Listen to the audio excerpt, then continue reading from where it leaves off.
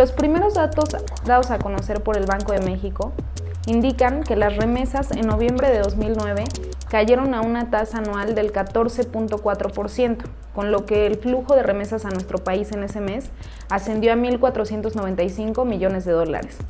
Noviembre confirma que las caídas han comenzado a moderarse, luego de que en octubre se diera la caída histórica más grande que ha tenido este indicador, cuando cayeron 35.8%.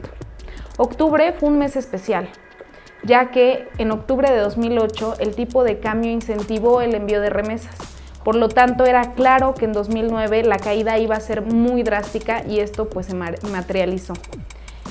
En octubre también sucedió algo que nos interesa mucho por la incidencia que tiene el poder adquisitivo de los mexicanos. Previo a octubre, aun cuando las remesas habían caído, el tipo de cambio había logrado que los mexicanos no resintieran tanto el impacto. Aun cuando mes tras mes las remesas caían a tasas de 2 dígitos, en términos de pesos estas continuaban aumentando. Por lo tanto, las familias mexicanas podían continuar adquiriendo la misma canasta de bienes o incluso una mayor. Sin embargo, en octubre el tipo de cambio se estabiliza con respecto a los niveles observados en el año previo y las remesas comienzan a caer también en términos de pesos.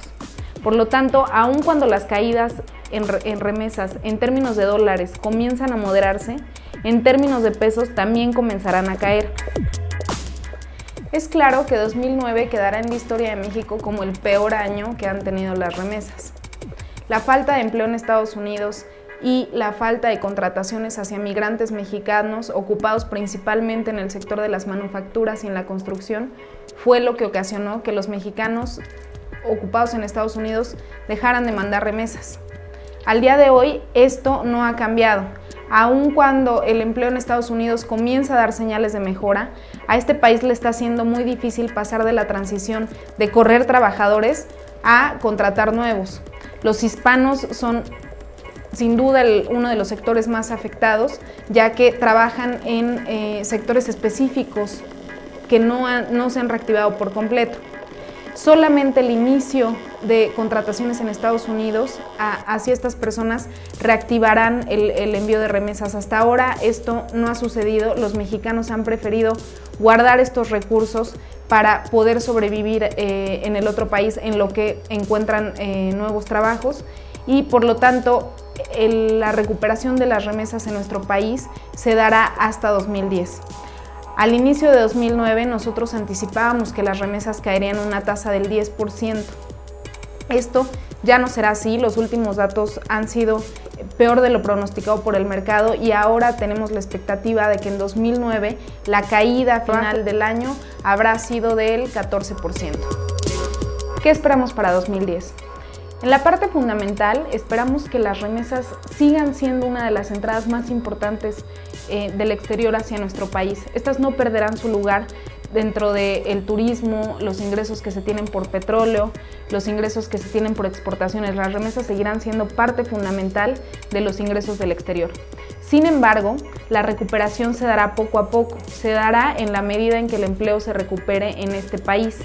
Como les decía, se empiezan a dar señales de recuperación, pero aún no son del todo claras. Y en 2010 empezaremos a ver variaciones positivas en el envío de remesas simplemente por la base de comparación, porque en 2009 al caer mucho la base de comparación favorece y en 2010 veremos crecimientos.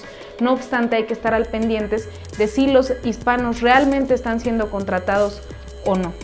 Ahora bien, es claro que las remesas son una ayuda para México, pero que estas esconden un problema fundamental de la economía mexicana, que es la creación de empleos de manera doméstica. Aun cuando nos hemos visto favorecidos, es claro que en México no estamos logrando crear los empleos necesarios y es por esto que la gente decide irse. Las remesas son importantes y lo seguirán siendo, sin embargo, no dejaremos de ser dependientes de ellas hasta que México logre crear los empleos para los mexicanos que deciden emprender el viaje hacia otro país. Además de los cambios que se pueden hacer en nuestro país, fuera de nuestras manos se quedó en el tintero durante 2009 la reforma migratoria planteada por el presidente Obama desde el inicio de su gestión.